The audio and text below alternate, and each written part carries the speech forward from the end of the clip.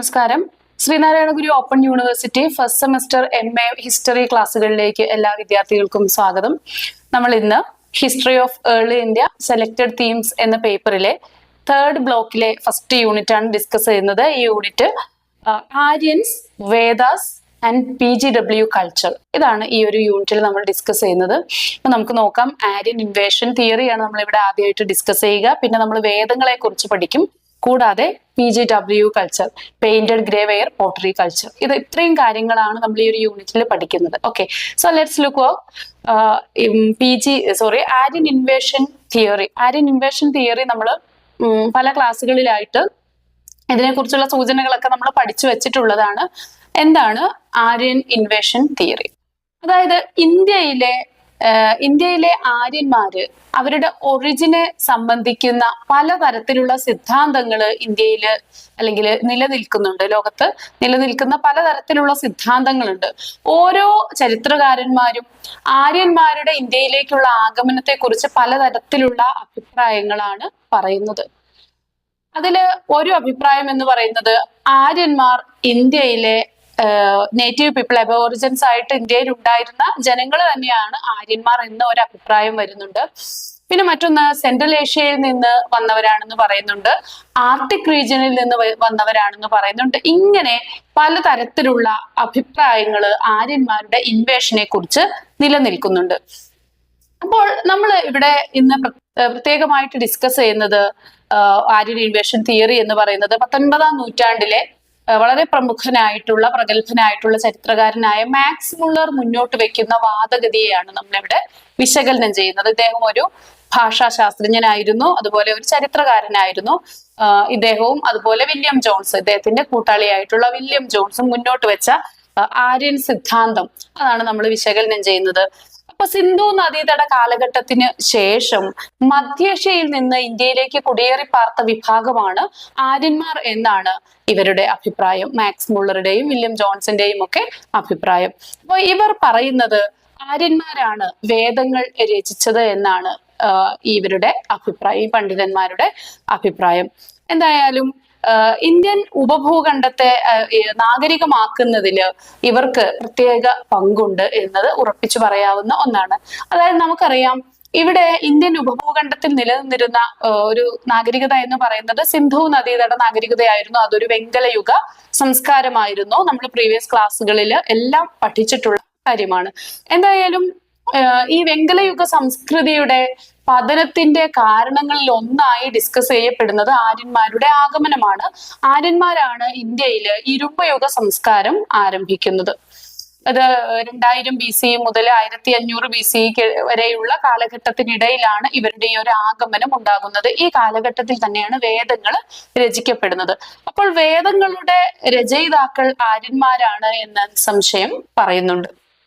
അപ്പോൾ ആര്യന്മാരുടെ ഈ ഒരു ആഗമനത്തെ ആര്യൻ ഇൻവേഷൻ തിയറി അല്ലെങ്കിൽ ആര്യൻ അധിനിവേശ സിദ്ധാന്തം എന്നാണ് ഇവ വിശേഷിപ്പിക്കപ്പെടുന്നത്. അപ്പോൾ തീർച്ചയായിട്ടും സരസ്വതി നദി, അന്ന് നിലവിലുണ്ടായിരുന്ന സപ്തസൈന്ധവം എന്ന പ്രദേശം, സിന്ധുവും അതിന്റെ 5 പോഷക നദികളും പ്ലസ് സരസ്വതി നദിയും, ഇത്രയും ഝലം, ചിനാബ്, രവി, ബിയാസ്, സത്ലജ്, പിന്നെ സിന്ധു, അതുപോലെ തന്നെ സരസ്വതി നദി, ഇന്ന് അപ്രത്യക്ഷയായി ഭൂമിയിലേക്ക് അന്തർധാനം ചെയ്ത നദി എന്നൊക്കെയാണ് വിശേഷിപ്പിക്കപ്പെടുന്നത്. അപ്പൊ സരസ്വതി, ഇത്രയും നദികൾ ഉൾപ്പെടുന്ന പ്രദേശത്തെയാണ് നമ്മൾ സപ്തസൈന്ധവം എന്ന് പറയുന്നത്. സിന്ധുവും അതിന്റെ 5 പോഷക നദികളും സരസ്വതിയും. അതില് സരസ്വതി കരയിലാണ്, സരസ്വതി നദീതടത്തിലാണ് ഈ ഇരുമ്പ് യുഗ സംസ്കാരം കൂടുതലായിട്ട് വികാസം പ്രാപിക്കുന്നതും പടർന്ന് പന്തലിക്കുന്നതൊക്കെ സരസ്വതി കരയിലായിരുന്നു. തീർച്ചയായിട്ടും ഈ 19ാം നൂറ്റാണ്ടില് ഇവരെ അഭിപ്രായപ്പെടുന്നത് സരസ്വതി തീരത്ത് നിന്ന് ഉദയം കൊണ്ട സംസ്കൃതിയാണ് ഈ പറയുന്ന വേദകാലഘട്ടം അല്ലെങ്കിൽ വേദ സംസ്കാരം എന്നാണ് പറയുന്നത്. അപ്പൊ ആര്യൻ എന്ന വാക്കിൽ നിന്ന് അല്ലെങ്കിൽ ആര്യ എന്ന പദത്തിന്റെയൊക്കെ ഒറിജിനാണ് ഇവരതുമായിട്ട് ബന്ധപ്പെട്ട് ആദ്യമായിട്ട് ഇതിന്റെ ഒരു എപ്പിസ്റ്റമോളജിക്കൽ ആയിട്ടുള്ള ബന്ധമാണ് ആദ്യമായിട്ട് ചികയുന്നത്. അപ്പൊ അതില് ഇന്തോ ആര്യന്മാർ ഉപയോഗിച്ചിരുന്ന പദമായിട്ടാണ് അരി എന്ന വാക്കിന്റെ അർത്ഥം വിദേശി എന്നാണ് എന്ന് പറയുന്നു. സംസ്കൃത പദമായ ആര്യ എന്ന പദത്തിന്റെ അർത്ഥം വിശിഷ്ടർ എന്നൊക്കെയാണെന്ന് പറയപ്പെടുന്നുണ്ട്. അപ്പൊ എങ്ങനെ നോക്കിയാലും ഇവർ ഇന്ത്യക്കാരായിരുന്നില്ല. അവർ അരി എന്ന് വെച്ചാൽ വിദേശിയായിരുന്നു. അതുകൊണ്ട് തന്നെ വിദേശീയരായതുകൊണ്ട് ഇവിടേക്ക് അധിനിവേശം നടത്തി അല്ലെങ്കിൽ ഇൻവേഷൻ നടത്തി വന്നവരാണെന്നാണ് ഈ ഒരു സിദ്ധാന്തം പറയുന്നത്. അപ്പോൾ ഏകദേശം 2000 BC മുതൽ 1500 BC-ക്കിടയിലുള്ള ഇന്ത്യയിലെത്തി ഇന്തോ യൂറോപ്യൻ ഭാഷകള് ഈ ഉപഭൂഖണ്ഡത്തിലേക്ക് കൊണ്ടുവന്നത് ആര്യന്മാരാണെന്നാണ് പറയുന്നത്. ഇവർ മധ്യേഷ്യയിലെ സ്റ്റെപ്പി പുൽമേടുകള് അവിടെയാണ് ഒരു കാലിബേച്ച് നടക്കുന്ന ഒരു പാസ്റ്ററൽ കമ്മ്യൂണിറ്റി ആയിരുന്നു ആര്യന്മാരെന്നും അവർ മേച്ചിൽ പുറങ്ങൾ തേടി തേടി അലഞ്ഞ് വന്ന് അങ്ങനെ ഇന്ത്യൻ ഉപഭൂഖണ്ഡത്തിലെത്തി ഗംഗാ തടത്തിലും സരസ്വതി തടത്തിലും ഒക്കെ അവര് അവരുടെ അധിവാസം ഉറപ്പിച്ചു എന്നുമൊക്കെയാണ് പറയപ്പെടുന്നത്. അപ്പോൾ ആദ്യകാല വൈദിക ആഗമനത്തെ കുറിച്ച് നിലനിൽക്കുന്ന പ്രമുഖമായിട്ടുള്ള ഒരു സിദ്ധാന്തമാണ് ഇത്. അപ്പോൾ ഈ ചരിത്രകാരന്മാരുടെ വ്യാഖ്യാനമൊക്കെ അനുസരിച്ച് ഇവര് ഋഗ്വേദവുമായിട്ട് വളരെയേറെ സാമ്യമുള്ള ഒരു കൃതിയായിട്ട് സെൻഡവസ്ഥയെ പറയുന്നുണ്ട്. സെൻഡവസ്ഥ എന്ന് പറയുന്നത് നമുക്കറിയാം പാഴ്സികളുടെ ഹോളി ബുക്കാണ് അല്ലെ സെൻഡവസ്ഥ. സോ സെൻഡവസ്ഥയും ഋഗ്വേദവും സമാനമാണ്, അല്ലെങ്കിൽ ഇവ ഒരു കോമൺ ഒറിജിൻ ഇതിൽ കാണുന്നുണ്ട്. ഭാഷാപരമായിട്ടുള്ള വ്യത്യാസങ്ങൾ മാത്രമേ ഉള്ളൂ.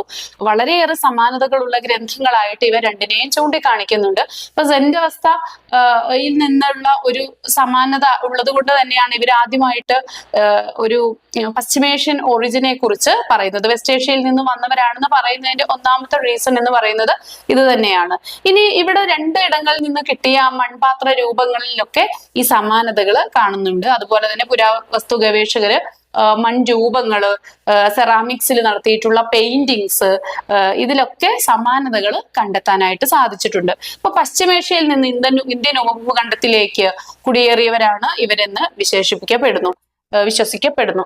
ഈ സെൻഡവസ്ഥ എന്നത് ഒരു ഇറാനിയൻ ഭാഷയിൽ രചിക്കപ്പെട്ടിട്ടുള്ള ഗ്രന്ഥമാണ് സെൻഡവസ്ഥ. അപ്പൊ അവിടെ പറയുന്ന ദൈവങ്ങളെ കുറിച്ചുള്ള കോൺസെപ്റ്റ്, അതുപോലെ തന്നെ ഭാഷാപരമായിട്ടുള്ള പല വാക്കുകളുടെയും എപ്പിസ്റ്റമോളജിക്കൽ ഒറിജിൻ നമ്മൾ തിരഞ്ഞു പോകുമ്പോൾ ഇത് തമ്മിൽ കാണുന്ന അഭേദ്യമായിട്ടുള്ള ബന്ധം, ഇതെല്ലാം തന്നെ നമുക്ക് ഈ ഒരു കാര്യത്തെ സാധൂകരിക്കുന്ന തരത്തിലാണ്. ഇനി നമ്മൾ വേദങ്ങളും അവയുടെ ഹിസ്റ്റോറിസിറ്റിയും, നമുക്കൊരു ഗ്രന്ഥം കിട്ടിക്കഴിഞ്ഞാൽ നമ്മൾ ചരിത്രകാരന്മാർ അതിനെ സോഴ്സ് ആയിട്ടാണ് കണക്കാക്കുന്നത് അല്ലെ. അപ്പൊ ഈ സോഴ്സ് ആയിട്ട് കണക്കാക്കുമ്പോൾ അതിന്റെ ഹിസ്റ്റോറിസിറ്റി, അതിന്റെ ഒതന്റിസിറ്റി, വാലിഡിറ്റി ഇതെല്ലാം പരിഗണിച്ചതിന് ശേഷമേ നമ്മൾ അതിനെ കണക്കിലാക്കാനായിട്ട് സാധിക്കുകയുള്ളൂ. സോ അതുകൊണ്ട് തന്നെ നമുക്ക് ഹിസ്റ്റോറിസിറ്റി പരിശോധിക്കുക എന്നത് വളരെ ഇമ്പോർട്ടന്റ് ആയിട്ടുള്ള ഒരു കാര്യമാണ്. അപ്പോ വിത്ത് എന്ന സംസ്കൃത പദത്തിൽ, വിത്ത് എന്ന വാക്കിനർത്ഥം വിജ്ഞാനം, ജ്ഞാനം, നോളജ് എന്നാണ്. അപ്പൊ വിത്ത് എന്ന വാക്കിൽ നിന്നാണ് വേദ എന്ന പദം ഉരുത്തിരിഞ്ഞതെന്നാണ് വിശ്വസിക്കപ്പെടുന്നത്. നമുക്ക് പ്രധാനമായിട്ടും 4 വേദങ്ങളാണുള്ളത്. ഋഗ്വേദം, സാമവേദം, യജുർവേദം, അഥർവവേദം. വളരെ ചെറിയ ക്ലാസ് മുതൽ നമ്മൾ പഠിച്ച് വരുന്നതാണ്. ഇനി നമ്മൾ ഓരോ വേദങ്ങളുടെയും പ്രത്യേകമായിട്ടുള്ള ചില പെക്യൂലിയാരിറ്റീസ് ഒന്ന് ലിസ്റ്റ് ഔട്ട് ചെയ്ത് പോവാം. ഒന്നാമതായിട്ട് ഋഗ്വേദം അല്ലെ. ഋഗ്വേദമാണ് പ്രഥമ വേദം, ആദ്യവേദം, ഏറ്റവും പഴക്കമേറിയ വേദം, ഏറ്റവും വലിയ വേദവും ഋഗ്വേദമാണ്. അപ്പൊ പഴക്കമേറിയതും ഋഗ്വേദവും ആണ്, വലുതും ഋഗ്വേദമാണെന്ന് ജസ്റ്റ് ഒന്ന് ഓർത്തിരിക്കുക. അപ്പൊ അഗ്നി അഥവാ അഗ്നിദേവൻ ഇന്ദ്രനെ ഒരു യോദ്ധാവായ ദൈവം എന്നാണ് വിശ്വസിക്കപ്പെടുന്നത്. ഇനി മറ്റൊന്നാണ് വരുണദേവ. ഇങ്ങനെ 3 വിവിധ ഇവരെ അടിസ്ഥാനപ്പെടുത്തിയിട്ടുള്ള വിവിധ ദേവതകളെ കുറിച്ച് പരാമർശമുണ്ട്. അതുപോലെ തന്നെ 1028 ശ്ലോകങ്ങളാണ് ഇതില് ഉള്ളത്, അല്ലെങ്കിൽ സൂക്തങ്ങളാണ് ഇതില് ഉള്ളത്. ഇനി ഋഗ്വേദത്തിലെ ശ്ലോകങ്ങളെല്ലാം തന്നെ കാവ്യരൂപത്തിലാണ് രചിക്കപ്പെട്ടിട്ടുള്ളത്. ഇതില് പലതരത്തിലുള്ള ആചാരാനുഷ്ഠാനങ്ങളെ കുറിച്ചൊക്കെയുള്ള വിശദീകരണങ്ങൾ ഇതിലുണ്ട്. ഓക്കെ, ഇനി നമുക്ക് സാമവേദം. പ്രാഥമികമായിട്ട് ഒരു ഋഗ്വേദത്തിന്റെ ശ്ലോകങ്ങളിൽ നിന്ന് ഉരുത്തിരിഞ്ഞിട്ടുള്ള കീർത്തനങ്ങളും രാഗങ്ങളും, അതായത് സംഗീത പ്രധാനമാണ് സാമവേദം. പ്രത്യേകിച്ച് വൈദിക ചടങ്ങിന് പുരോഹിതന്മാര് ചില മെലഡികളൊക്കെ ആലപിച്ചിട്ടുണ്ട്. അതിന്റെ ഒരു സംഗീതത്തിന്റെ ആരംഭമായിട്ട് നമുക്ക് ഇതിനെ പറയാം. ഇന്ത്യൻ മ്യൂസിക്കിന്റെ ഉറവിടമായിട്ട് നമ്മൾ സാമവേദത്തെ കൽപ്പിക്കുന്നു. യജുർവേദമാണ് മറ്റൊന്ന്, മൂന്നാമത്തെ വേദം എന്ന് പറയുന്നത്. ആചാരാനുഷ്ഠാനങ്ങളിലും യാഗങ്ങളിലും ഒക്കെ ഉപയോഗിക്കുന്ന ഗദ്യമന്ത്രങ്ങളുടെയും ശ്ലോകങ്ങളുടെയും ഒക്കെ ഒരു സമാഹാരമാണ് യജുർവേദം. അപ്പൊ ഇതില് പലതരത്തിലുള്ള വഴിപാടുകൾ, നേർച്ചകള്, ചടങ്ങുകൾ ഇതിനെക്കുറിച്ചൊക്കെ പ്രതിപാദിക്കുന്നുണ്ട്. യജുർവേദത്തിന് രണ്ട് പക്ഷവും അതുപോലെ കൃഷ്ണപക്ഷം, ഇങ്ങനെ രണ്ട് പക്ഷങ്ങൾ ഉള്ളതായിട്ട്, അതായത് ശുക്ലം വെളുത്ത പക്ഷമാണ്, കൃഷ്ണപക്ഷം എന്ന് പറയുമ്പോൾ കറുത്ത പക്ഷമാണ്. ഇങ്ങനെ യജുർവേദത്തിന് അതിൻ്റെതായിട്ടുള്ള വ്യത്യസ്തമായിട്ടുള്ള ഗ്രന്ഥങ്ങളൊക്കെ ഉണ്ട്. കൂടുതൽ ഡീറ്റെയിൽസിലേക്ക് പോവേണ്ടതില്ല. ഓക്കെ, തന്നെ അഥർവവേദമാണ്. മറ്റു 3 വേദങ്ങളിൽ നിന്ന് വ്യത്യസ്തമാണ് അഥർവവേദം. അതില് അനുഷ്ഠാന യാഗങ്ങളെക്കാൾ ഏറെ ദൈനംദിന ജീവിതത്തിൽ ഉപയോഗപ്പെടുന്ന ശ്ലോകങ്ങൾ, കീർത്തനങ്ങളൊക്കെയാണ് അതിൽ ഉൾപ്പെടുത്തിയിട്ടുള്ളത്. ഇപ്പൊ രോഗശാന്തിക്കുള്ള പ്രാർത്ഥനകളും അതുപോലെ തന്നെ ദുഷ്ടശക്തികളിൽ ഈ അഥർവവേദം, അധർമ്മവേദം എന്നൊക്കെ പറയാറുണ്ട്. അപ്പൊ ബ്ലാക്ക് മാജിക്, ദുഷ്ടശക്തികളിൽ നിന്നുള്ള മോചനത്തിന് വേണ്ടിയിട്ടുള്ള പ്രയേഴ്സ്, ചടങ്ങുകള്, കർമ്മങ്ങളൊക്കെ ഇതിലാണ് വരുന്നത്. ഇനി നമ്മൾ നോക്കുന്നത് ഇവിടെ PGW കൾച്ചർ കൂടി നമുക്ക് ഈ ഹെഡിങ്ങിൽ മെൻഷൻ ചെയ്തിട്ടുള്ള അതുകൂടിയാണ് നമ്മൾ ഡിസ്കസ് ചെയ്യുന്നത്. സോ എന്താണ് PGW culture? Painted grey ware pottery culture ആണ്, നമുക്കറിയാം PGW. ക്രിസ്തുവിന് മുൻപ് 1100 വർഷങ്ങൾ മുതൽ 330 അല്ലെങ്കിൽ 350 വർഷങ്ങൾ ഇടയിലുള്ള ആ ഒരു കാലഘട്ടത്തില് ഗംഗാതടത്തിൽ നിലനിന്നിരുന്ന ഇരുമ്പ് യുഗ സംസ്കാരം ആണ് യഥാർത്ഥത്തിൽ ഈ ഗ്രേവെയർ പോട്ടറി കൾച്ചർ എന്ന് പറയപ്പെടുന്നത്, അല്ലെ? അപ്പൊ ഗ്രേവെയർ പോട്ടറി കൾച്ചറിൽ വരുന്നത് റെഡ് വെയറിന് ശേഷം, അതായത് ചുവപ്പും റെഡ് ആൻഡ് ബ്ലാക്ക്, അല്ലെ, ചുവപ്പും കറുപ്പും നിറമുള്ള പോട്ടറി ഉപയോഗിച്ചതിന് തൊട്ട് താഴെ വരുന്ന ഒരു കൾച്ചർ, അല്ലെങ്കിൽ ആ ഒരു കാലഘട്ടത്തിൽ തന്നെ സൈമൾട്ടേനിയസ്ലി നിലനിന്നു. എന്നാൽ റെഡ് വെയർ തീർന്നതിന് ശേഷം, അതിന്റെ കാലം തീർന്നതിന് ശേഷവും നിലനിന്ന ഒരു കൾച്ചറാണ് PGW എന്ന് പറയുന്നത്. അപ്പൊ ഇതിനു മുൻപ് എല്ലാവർക്കും തന്നെ നിങ്ങൾ പോസ്റ്റ് ഗ്രാജുവേഷൻ തലത്തിൽ പഠിക്കുന്ന എല്ലാ ചരിത്ര വിദ്യാർത്ഥികൾക്കും അറിയാവുന്ന ഫാക്ട് തന്നെയാണ്. എങ്കിലും ഞാൻ ഒന്നുകൂടി മെൻഷൻ ചെയ്യുന്നു എന്നേ ഉള്ളൂ. എന്താണ് ഈ പാത്രങ്ങളുടെ അല്ലെങ്കിൽ പോട്ടറിയുടെ പ്രത്യേകത? ചരിത്രത്തിൽ എന്താണ് പോട്ടറിക്ക് അതൊരു കാലഘട്ടമായി തിരിക്കുന്നത്? നിങ്ങൾക്കറിയാം. കാരണം മനുഷ്യ സംസ്കൃതിയുടെ ഉത്ഭവവുമായി ബന്ധപ്പെട്ട്, അതിന്റെ വികാസവുമായി ബന്ധപ്പെട്ട് വളരെയേറെ പ്രാധാന്യം അർഹിക്കുന്ന മെറ്റീരിയൽസ് ആണ് ഈ പറയുന്ന പോട്ടറീസ്, അല്ലെ? കളിമൺ പാത്രങ്ങൾ. മനുഷ്യൻ ആദ്യമായിട്ട് വികസിപ്പിച്ചെടുത്ത വ്യവസായവും പോട്ടറിയാണെന്നൊക്കെ നമ്മൾ പറയുന്നുണ്ട്. അതുപോലെ കുംഭാരന്റെ ചക്രം ആദ്യമായിട്ട് ഉപയോഗിച്ചത് പോട്ടറി ഉണ്ടാക്കാനാണെന്ന്, കളിമൺ പാത്രങ്ങൾ ഉണ്ടാക്കാനാണെന്ന് പറയും. അപ്പൊ ഈ സാങ്കേതികമായിട്ട് മനുഷ്യൻ ആർജിച്ച പുരോഗതിയെ കുറിച്ച് നമ്മൾ പറയുമ്പോൾ ആദ്യം ഡിസ്കസ് ചെയ്യേണ്ടത് പോട്ടറീസിനെ കുറിച്ചാണ്. അപ്പോൾ ആദ്യമായിട്ട് മനുഷ്യൻ മണ്ണ് കുഴച്ച് പാത്രങ്ങൾ ഉണ്ടാക്കി അത് സൺ ബേക്ക് ചെയ്തെടുത്തു. ഈ സൺ ബേക്ക് ചെയ്ത പാത്രങ്ങൾക്ക്, അതായത് സൂര്യപ്രകാശത്തിൽ ജസ്റ്റ് ഉണക്കിയെടുത്ത പാത്രങ്ങൾക്ക് താരതമ്യേന ഉറപ്പ് കുറവായിരിക്കും. അപ്പോൾ അതില് അവര് ഉറപ്പ് കൂടിയ പാത്രങ്ങൾ നിർമ്മിക്കുന്ന പല സാങ്കേതിക വിദ്യകൾ അവർ പരീക്ഷിച്ചു. അതിന്റെ പല ഘട്ടങ്ങൾ ഉണ്ടായിരുന്നു. ആ ഘട്ടങ്ങളിൽ, ഓരോ ഘട്ടങ്ങളിലൂടെയും കടന്നു പോകുന്ന പാത്രങ്ങൾക്ക് ആദ്യം കാലത്തുണ്ടായ പാത്രങ്ങളെക്കാളും ഉറപ്പും ഭംഗിയും ഉപയുക്തതയും ഒക്കെ കൂടിയ പാത്രങ്ങളാണ് രണ്ടാം ഘട്ടത്തില്. അതിനേക്കാളും മികച്ചതാണ് തൊട്ടടുത്ത ഘട്ടത്തില് ഉണ്ടാക്കുന്നത്. അപ്പൊ അതാണ് ഈ ഗ്രേ വെയറിന്റെ ഒക്കെ പ്രത്യേകത, അതായത് പാത്രങ്ങളുടെ പ്രത്യേകത. അപ്പൊ നിങ്ങൾ മനസ്സിലാക്കേണ്ടത് PGW എന്ന് പറയുന്നത് വളരെ അഡ്വാൻസ്ഡ് ആയിട്ടുള്ള ഗ്രേ വെയേഴ്സ് ആണ്, അല്ലെങ്കിൽ പോട്ടറീസ് ആണ്. അപ്പം അതിന്റെ തൊട്ട് മുൻപ് നിലനിന്ന black and red ware pottery കൾച്ചറിന്റെ സമയത്ത് തന്നെ ഇത് ചെറിയ തോതിൽ രൂപപ്പെട്ടു വന്നു. നിങ്ങൾ നമ്മുടെ മൊബൈൽ ഫോണുകളെയൊക്കെ, ഓരോ ജനറേഷനിൽപ്പെട്ട മൊബൈൽ ഫോണുകളെ കുറിച്ചൊക്കെ ഓർത്താൽ മതി. അപ്പൊ നമുക്ക് ഈ ടച്ച് സ്ക്രീൻ ഫോണുകൾ സ്മാർട്ട് ഫോൺ ആയിട്ട് വരുന്നതിന്റെ തൊട്ട് മുൻപ് ഉള്ള ഫോണുകൾ നിലനിന്ന് അതേ സമയത്ത് തന്നെ ഇത്തരം ഫോണുകള്, മേൽത്തരം ഫോണുകൾ ഇറങ്ങി. അപ്പൊ രണ്ടും കൂടെ നിലനിന്ന ഒരു കൾച്ചർ പിന്നീട് എന്ത് ചെയ്തു? ഈ പറയുന്ന സ്മാർട്ട് ഫോണുകൾ വിപണി കീഴടക്കി കഴിഞ്ഞതിന് ശേഷം മെല്ലെ മെല്ലെ മറ്റു തരത്തിലുള്ള ഫോണുകൾ അപ്രത്യക്ഷമാകാൻ തുടങ്ങി. ഇതേ അവസ്ഥയാണ് ഈ പോട്ടറീസിന്റെ കാര്യത്തിലും. Black and red ware pottery നിലനിന്നു, വ്യാപകമായി ഉപയോഗിച്ച സമയത്ത് ഇറങ്ങി തുടങ്ങിയ ഒരു പാത്രമായിരുന്നു grey ware potteries, PGW, painted grey ware potteries.